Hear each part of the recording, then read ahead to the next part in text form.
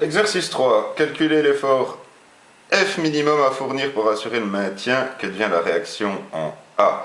Nous avons donc le schéma qui est déjà proposé.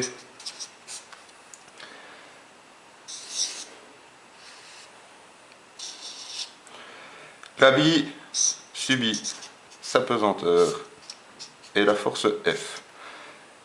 Au moment de l'effort minimal pour maintenir le système, il faut comprendre ça, c'est juste avant que la bille puisse s'échapper. Juste avant que la bille puisse s'échapper, c'est au moment où c'est que la réaction au point A, ici, n'existe plus.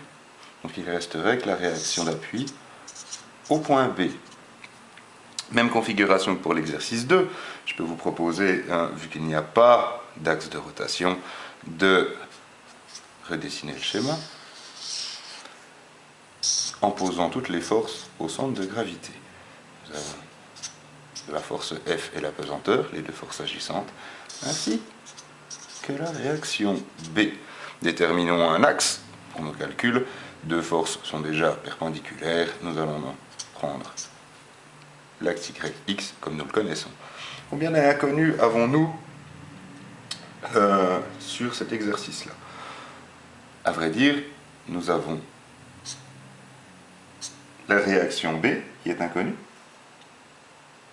ainsi que la force minimale, c'est ce qu'on cherche. Deux inconnus, deux équations. La somme des forces en X est égale à 0. Et la somme des forces en Y est égale à 0. En X. La force F, positive, moins la composante X de la réaction B est égale à 0. En Y, nous avons la composante Y de la réaction B moins la pesanteur est égale à 0.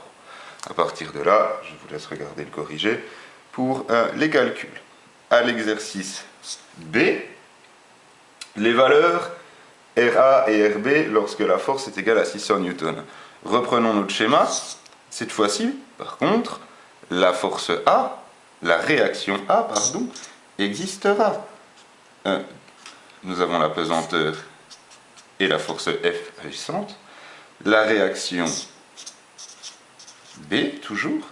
Cette fois-ci, rajoutons, j'aurais pu la dessiner au centre, la réaction A. F est cette fois-ci connu, P est toujours connu. Nous avons toujours deux inconnus. Somme des forces en X est égale à 0. Somme des forces en Y est égale à 0.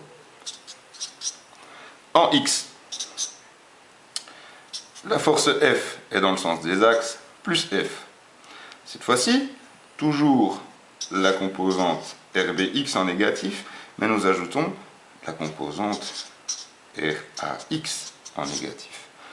En Y, toujours en positif la composante Y de RB. Nous avons en négatif, donc à l'opposé de l'axe, la composante Y de RA, ainsi que la pesanteur. Pour les résultats, veuillez vous référer au corrigé.